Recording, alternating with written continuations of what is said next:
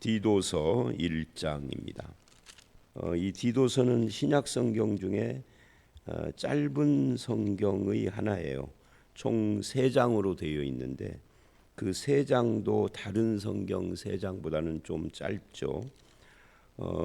이 디도서의 전체 주제는 올바른 지도자, 올바른 가르침, 이게 전체의 주제라고 할 수 있고요.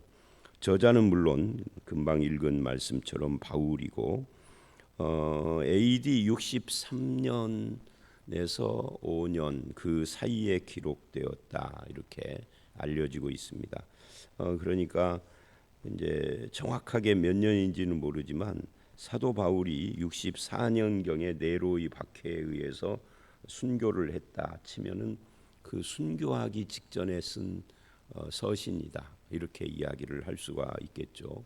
디모데 후서가 마지막 순교 직전에 쓴 책이니까 그 디모데 후서하고 비슷한 시기, 디모데 후서보다는 조금 앞서 기록을 한 그런 내용이라고 할 수가 있습니다.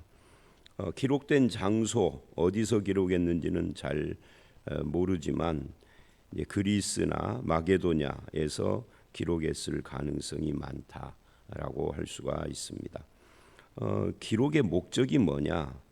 이제 이 디도서는 그레데는 섬입니다.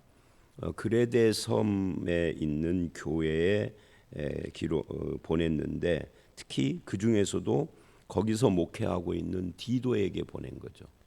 그러니까 이 디모데 전후서나 빌레몬서와 함께 이 디도서는 개인에게 보낸 서신입니다. 이제 아마 그 디도를 그레데에 남겨두어서 오늘날로 말하면은 목회를 하도록, 그러니까 바울이 어떤 개인들을 한 교회에 파송해서 목회하도록 한 사람들이 디모데하고 디도 이렇게 알려져 있는데 그 외에도 있을 수는 있으나 이제 서신으로 남은 것으로 확인을 하면은 이 두 사람이다 하는 거예요.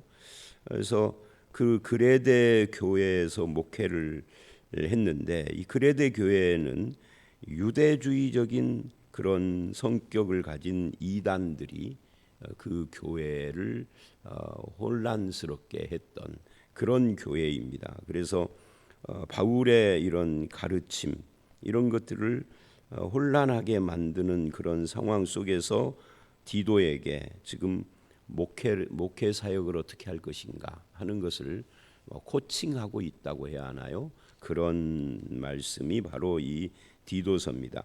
그런 의미에서 디모데 전후서, 빌레몬서와 함께 이 디도서는 목회서신이라고 그렇게 불립니다.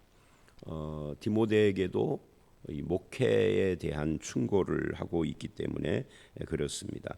그래서 이 디모데 전후서나 디도서를 통해서 우리는 목회에 대해서뿐만 아니라 교회의 조직이라든지, 그래서 이 디모데 전서나 디도서에는 장로나 집사를 어떻게 세워야 하는가 하는 문제가 나오고 있고요.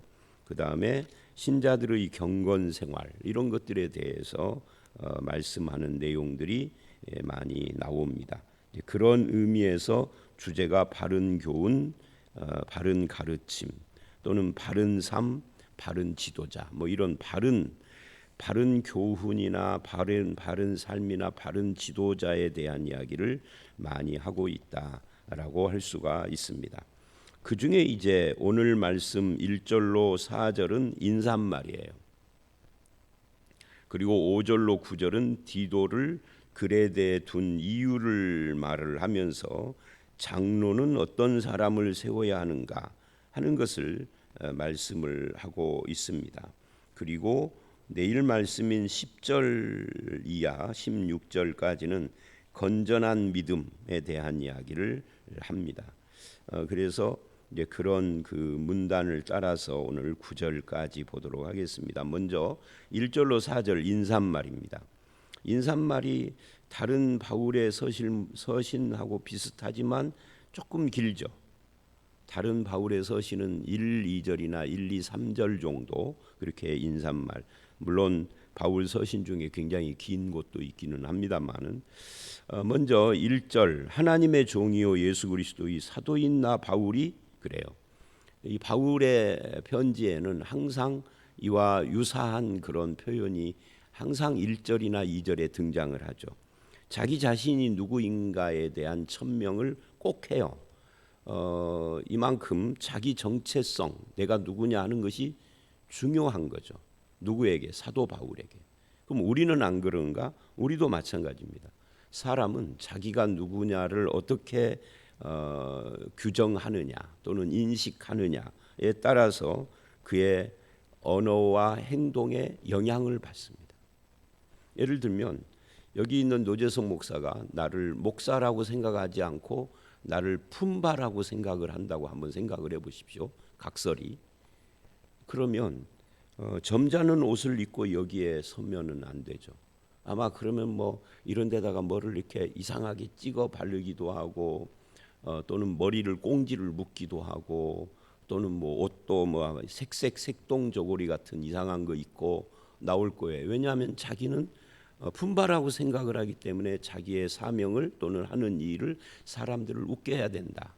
이런 의식이 있는 거죠. 아니 뭐 품바가 아니라 내가 개그맨이다. 목사들 중에도 개그맨보다 더 웃기는 목사가 한둘 있잖아요.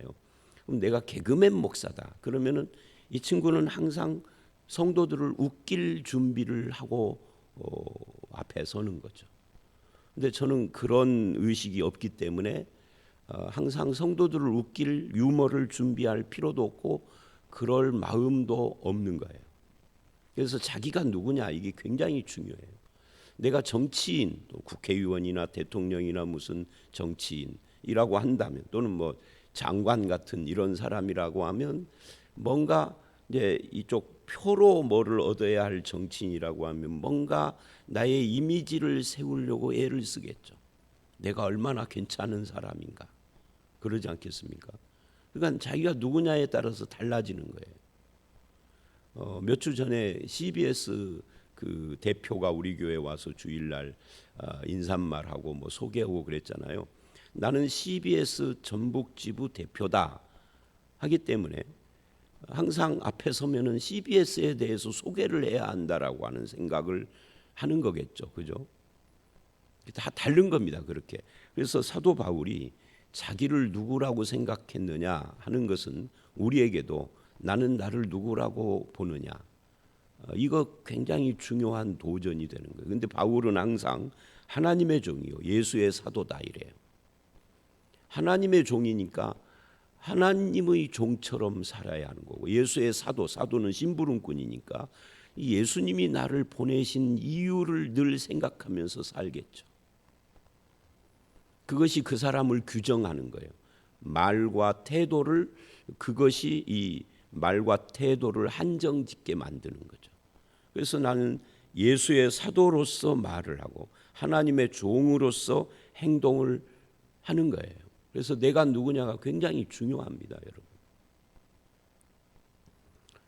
그런데 그렇게 나 바울이 사도가 된 것은 그래요. 사도가 된 이유 또는 사도가 된 원인, 까닭은 하나님이 택하신 자들의 믿음과 경건에 속한 진리의 지식과 영생의 소망을 위함이라 이것 때문이다. 그래서 사람은 자기 정체성을 규정을 하는 것이 제일 중요하고 그 다음에 두 번째 중요한 것이 뭐냐면 나라고 하는 사람의 인생 또는 인생이 아니고 뭐 직분 사도요 종이라고 그랬으니까 이것은 무엇을 위한 것이냐 나는 왜 여기 있느냐 나는 왜 여기에 살고 있는가 라고 하는 자기의 정체성과 함께 자기의 사명에 대해서 생각을 해야 합니다. 근데 이 두 번째 부분 첫 번째도 그렇지만 이 두 번째 부분은 없는 사람이 더 많아요. 여러분은 이 세상을 왜 산다고 생각하시나요? 무엇을 위하여 사십니까? 그냥 뭐 하루하루 사라지니까 사는 거예요. 어떤 분은 이러죠. 죽을 수 없어 사는 사람도 있다 그래요. 죽을 수 없어. 그건 사명과는 전혀 관계가 없는 거죠. 할 수 없이 사는 거죠. 그래서 뭐 복잡하게 목사들이나 그런 거 생각, 우리는 그런 거 생각, 이런 사람들이 훨씬 더 많죠. 한번 생각을 해보세요. 여러분은 당신은 왜 무엇을 위하여 여기 있고 인생을 삽니까 하면은 10초 안에 대답을 할 수 있을까요? 한참 생각하고는 대답할 수 있겠지만 한참 생각하고 나오는 것은 참이 아닐 가능성이 많아. 그죠? 그것이 바울에게는 있었다는 거예요. 그러니까 바울 같은 삶을 우리는 이야기를 하지만 신앙도 그러고 바울 같은 이런 자기가 무엇이며 무엇을 위해서 있는가가 없으면 바울 같은 삶을 살 수는 없습니다. 그런 믿음으로 살 수 없습니다. 바울을 바울 되게 한 것은 하나님의 은혜이지만 그 은혜라고 하는 큰 넓은 그 중에 좁히면 그래서 나는 누구라는 말이냐, 무엇을 위하는 사람이냐, 이게 확실했다는 거예요. 근데 그게 뭐냐면 택한 자들의 믿음과 경건에 속한 진리의 지식과 영생의 소망을 위함이다. 믿음, 진리의 지식, 영생의 소망. 믿음, 소망, 진리의 지식. 이게 참 특별한 거예요. 믿음이나 소망은 다른 곳에서도 많이 나오니까 특별하지 않은데 진리의 지식, 이거는 다른 곳에는 잘 안 나오는 표현이에요. 그래서 이 디도서가 바른 교훈, 바른 삶 이런 거라는 이야기예요. 바른 교훈. 이것을 2장 1절에 가보면 오직 너는 바른 교훈에 합당한 것을 말하여. 그래서 연결이 되죠. 진리의 지식을 위하여서 내가 있다. 너도 바른 교훈에 합당한 것을 말을 해라, 목회자로서. 그게 2장 1절이잖아요. 그러니까 택하신 자들의 믿음, 즉 성도들의 믿음을 위해서 내가 사도가 됐고, 경건에 속한 진리의 지식을 위해서 내가 있고, 영생의 소망. 나 때문에 누군가가 믿음이 생기고 믿음이 자라가고 진리를 아는 지식 가운데 단단해져 가고 영생의 소망을 누리게 된다면 나는 인생의 사명을 다하고 있는 거죠. 그러니까 여기서 또 한 가지 우리가 짚고 그 다음을 가야 하는데, 사도 바울은 나는 어디에다가 교회 건물을 뭐 몇 평짜리를 몇 억 들여서 지었다. 내가 15억 30억씩 하는 교회 건물을 10군데를 지었고 앞으로도 한 10군데는 더 지어야 한다. 이런 식의 말은 안 했다. 사도 바울은 그런 식의 자기 인생의 사명을 말한 적이 단 한 번도 없어요. 디도서에서만 그러는 게 아니라 사도 바울의 서신 13개 전체 중에 한 번도 없어요. 사도 바울만 그러는 게 아니에요. 12사도 전체가 그런 식의 말을 아무도 안 해요. 근데 우리들 가운데는 그런 식의 생각을 하는 사람들이 많아. 무슨 일, 업적, 뭐 건축 뭐 이런 것에다가 자기 인생의 사명을 건 것처럼. 제가 전에도 오래전에 그 이야기를 했었는데, 지난해에서 목회할 때 어느 분이 은퇴를 하는데 그 은퇴하는 현장에, 저는 이제 목회 시작한 지 몇 년 안 됐고 담임 목사로, 그분은 이제 목회를 마무리하는 은퇴식에 참여를 했어요. 시골 교회인데, 시골 교회니까 뭐 그때는 지금보다는 시골 교회가 좀 나았지만 그래도 뭐 거기서 거기죠. 근데 이분이 인사말을 하러 앞에 나와가지고 자기 목회를 되돌아보면서 어디 시골 교회 가서 무슨 창문 수리하고 어디 시골 교회 가서 올라가는 계단이 다 무너져서 그거 쌓고 이 교회 와가지고 건물 짓고 요 이야기만 하고 내려가더라고. 내가 그때 저런 것이 목회라고 하면 나는 안 하고 싶다.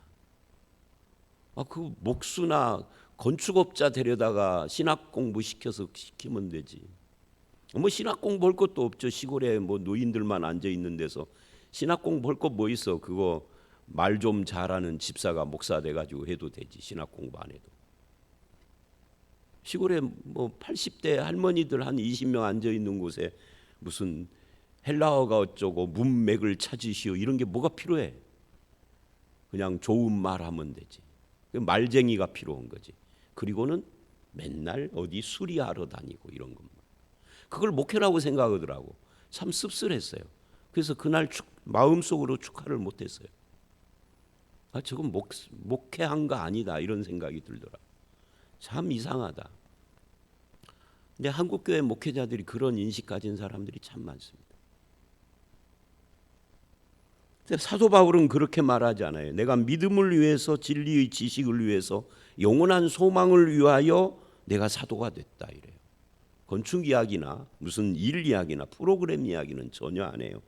이 영생의 소망인데, 이 영생은 거짓이 없으신 하나님이 영원전부터 약속한 것인데, 영원전부터 참이신 하나님이 약속하신 자기 때 자기 말씀을, 여기서 자기는 뭐예요?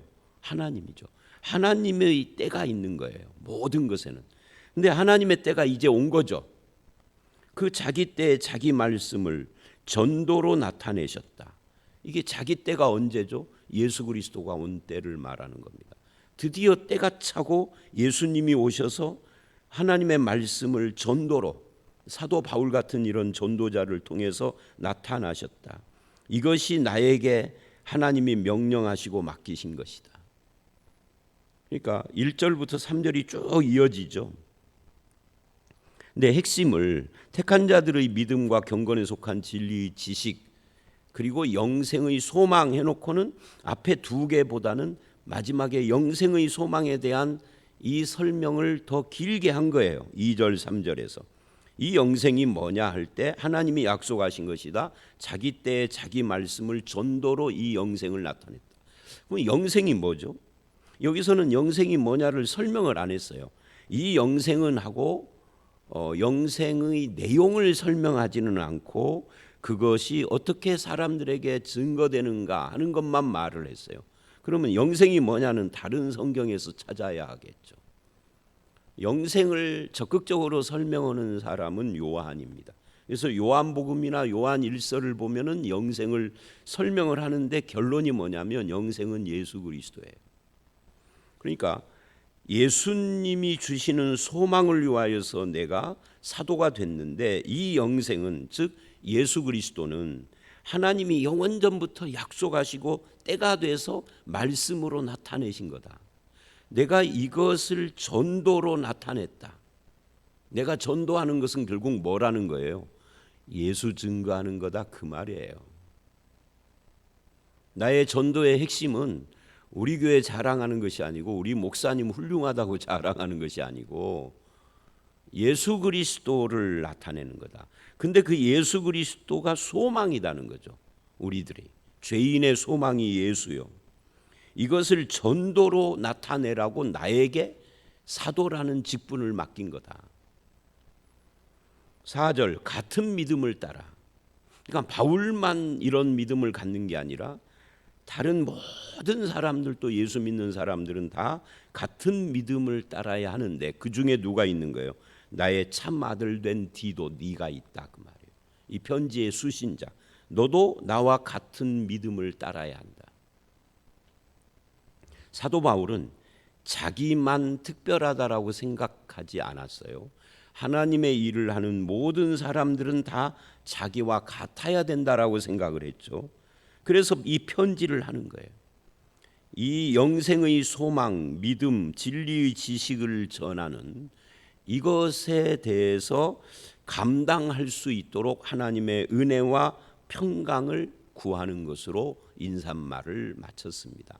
그러면 그 다음 5절 이하를 가기 전에 우리도 다시 정리를 하면 1절처럼 내가 누구인가 하는 것에 대해서 정체성 정리를 하고, 그 다음에 1절 하반절과 2절에서 말하는 것처럼 나는 무엇을 위하여 이 땅에 있는가 하는 자기 사명을 정리를 해야 하고, 그것이 영생이신 예수 그리스도와 어떻게 연결이 되는지를 알아야 하는 겁니다.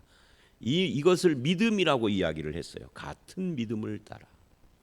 여러분, 우리가 믿음으로 사는데, 믿음으로 살지만 내가 누구며 사명이 무엇인가, 영생이신 예수 그리스도와의 관계에 대해서 알지도 말하지도 관심도 안 갖는다면 그게 참 믿음이 아닌 거죠. 이제부터는 그걸 정리를 하셔야 합니다.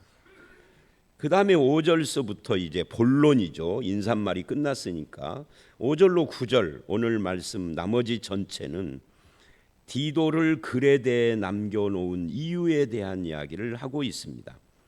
거기에 내가 너를 그레데에 남겨둔 이유는 이렇게 말을 하죠. 우리는 이거 이제 앞에 1절에서는 바울이 무엇을 위하여 사는가를 말했다면 여기는 디도는 무엇을 위하여 그레데에 있는가를 말하고 있는 거죠. 오늘 이 말씀이 전체를 커버하는 건 아니고 디도서 나머지 전체를 다 봐야 하지만 그 중에 첫 번째 이야기를 하는 겁니다. 그런 의미에서 디도뿐만 아니라 우리도 내가 여기에 있는 그 부르심의 사명이 무엇인가를 알아야 하고 그것을 감당해야 하는데, 그런데 이렇게 이야기를 해요. 이유는 남은 일을 정리하고. 이 남은 일이 뭘까요? 글쎄요, 디도서에서 남은 일이 무엇인가에 대한 설명을 하지는 않아요. 아마 사도 바울과 같이 일을 하다가 사도 바울은 가고 디도를 남겨둔 것 같아요. 내가 그레데에 너를 보낸 이유는 했다면 사도 바울과 디도가 다른 곳에 있다가 디도만 보냈을 것인데, 남겨두었다 그러면 같이 있다가 바울은 떠나고 너는 여기서 좀 이 그레데 교회를 목회를 하라라고 남겨놓았겠죠. 근데 그 이유 남은 일을 그런 거 보니까 사도 바울과 디도가 함께 무엇인가 이 그레데 교회에서 무엇인가를 하고 있었는데 그 남은 일을 부탁을 하는 거죠. 그 정리하고 내가 명한 대로 각 성에 장로들을 세우게 하려 함이니, 여기서 이 각 성에 아마 명한 대로라는 말은 함께 있을 때에도 디도에게 바울이 가면서 너는 이것을 해야 한다라고 했던 거겠죠. 그것처럼 각 성에 그랬어요. 그레데는 큰 섬이에요. 지중해 이 지도를 보면 굉장히 큰 섬인데 아마 지도상으로만 보면 우리나라 제주도보다 훨씬 더 크겠죠. 내가 그 자세히 찾아보지는 않았습니다만은, 그러니까 그 섬은 섬이지만 각 지역마다 성, 즉 우리로 말하면 시들이 있는 거죠. 도시가. 그리고 그 각 도시마다 교회 공동체들이 있어서 이것을 전부 다 합해 가지고 그레데 교회인 거예요. 우리가 로마서를 마지막 어제 보면서도 그런 이야기를 했잖아요. 로마 교회 그러면은 로마의 한 교회가 아니라 로마시 전역에 퍼져 있는 교회들의 연합체라는 말을 한 것처럼 그레데도 그런 거예요. 그래서 각 교회 공동체가 있는데 그 공동체마다 지도자가 필요하죠. 오늘날 같으면 이 지도자가 누구가 되겠어요? 목사여야 하죠. 목사가 없는 시골 교회라면 적어도 전도사 정도는 되어야 하겠죠. 그런데 지금부터 한 100년 전에는 우리나라도 상황이 똑같아서 지금처럼 목사가 남아 돌아서 목회를 못하고 다른 일을 하고 하는 분들이 있는 것이 아니라 그때는 하나의 목사가 막 3군데 4군데 뭐 심지어는 10군데 교회까지 맡아서 했었다고. 그러니까 이 목사가 없는 데는 뭐를 두었느냐면 뭐 조사라는 걸 두었어요. 이 조사는 전도사가 아니에요.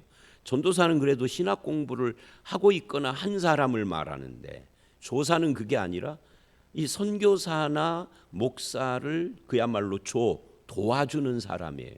그런데 그냥 도와주면은 아마 권위가 안 쓰니까 사자를 붙여서 조사라고 했겠죠. 이 사람들이 설교하고 목회했어요. 그래서 이런 분들이 있죠. 우리 교회도 그런 분이 있는데 우리 할아버지, 증조 할아버지가 조사였어요. 이런 분이 있어요. 그 조사가 바로 오늘날의 목회자예요. 그러니까 그런 식으로, 그런데 그보다 훨씬 더 이전 2000년 전 이 그레데 교회 같은 이 바울 시대에는 그런 조사가 있는 것이 아니라 장로들을 세웠다. 이 장로가 7절의 감독이에요. 이들이 나중에 목사가 되는 거죠. 그러니까 이때는 장로와 목사가 분화되지 않았어요. 장로가 목사고 목사가 장로고 그랬더니 이 감독이 목사니까. 그러다가 이제 기독교회가 규모가 커져가면서 목사와 장로를 7위 행정하는 장로, 가르치는 장로 해서 가르치는 장로는 목사인 거죠. 그러니까 우리 장로교 헌법에도 목사를 설명할 때 장로 중에 가르치는 장로라고 설명을 하는 거예요. 그러니까 목사도 장로인 거죠, 일종의. 자, 그래서 장로들을 세워라 하는 것이 바로 그런 거다. 오늘날로 말하면 전도사나 목사를 세워라 하는 이야기예요. 아니면 전도사나 목사가 없으면 조사라도 세워라. 근데 이때는 그게 장로라는 거죠. 오늘날의 장로하고도 연결이 있어요. 교회의 청지기를 세우라 하는 말이에요. 장로를 세우라는 것은. 그러면 장로를 어떤 사람을 세울 것인가 쭉 이야기를 하는데, 예를 들면 교회 다니는 연수가 적어도 10년은 넘어야 하고 교회에 헌금이나 봉사로 기여도가 있어야 하고, 그 다음 재력이 있고 사회적인 어떤 명망을 갖춘 사람이어야 하고, 그리고 적어도 이 교회에 오래 다녀서 적어도 그 집사로서 뭐 10년 20년 했으면 그 나이도 한 60쯤 되면은 승진시켜 주어야 하느냐 하지 않느냐라고 말하지 않는다는 거죠. 지금 제가 말한 게 뭐예요? 전부 다 한국 교회가 장로 세우는 기준들이에요. 그렇게 장로를 세우니까 교회가 폭망하는 거죠. 그러니까 목사나 장로 같은 교회 지도자들을 잘못 세우면 교회의 미래가 어두운 거예요. 한국 교회는 이미 7, 80년대부터 그런 식으로 목사가 되고 그런 식으로 장로가 됐어요. 정말 하나님이 부르시지 않았는데 신학교를 가서. 기가 막힌 것은 뭐냐면 조금 모자란 아들이 있으면은 신학교나 가라 해가지고 목회자 만든 경우가 굉장히 많았어요. 심지어 정신적으로 안정되지 않은, 말하자면 정신에 약간의 문제가 있으면 신학교 보내가지고 목사 만든 경우도 있어요. 제가 실제로 본 사람들만 해도 한 5손가락에는 꼽아. 그들이 지금 어떻게 하고 있는지는 제가 뭐 확인은 안 했습니다만은. 장로는 어떤가요? 장로는 지금 제가 말한 이런 걸로 마치 집사에서 승진하는 것처럼 또 교회에 기여할 사람, 이런 사람들을 뽑아놓으니까 인격적으로 형편이 없고 삶이 문제가 있어. 그래서 교회에서 계속 분열하고 목사하고 싸우고 밥을 만들고, 그리고 이상한 윤리적으로 문제를 일으키고. 그런데 오늘 본문을 보면 어떤 기준으로 장로를 세우느냐 할 때 크게 두 가지 기준이에요. 부정적인 면을 하지 않을 것. 하지 않을 것. 그게 뭐예요? 책망할 것이 없고부터 시작해서 7절까지. 그러니까 그 7절을 보면 감독은 하나님의 청지기로서, 하나님의 청지기, 자기가 소유 주인이 아니에요. 나는 관리인이라는 의식을 가져야 하는 겁니다.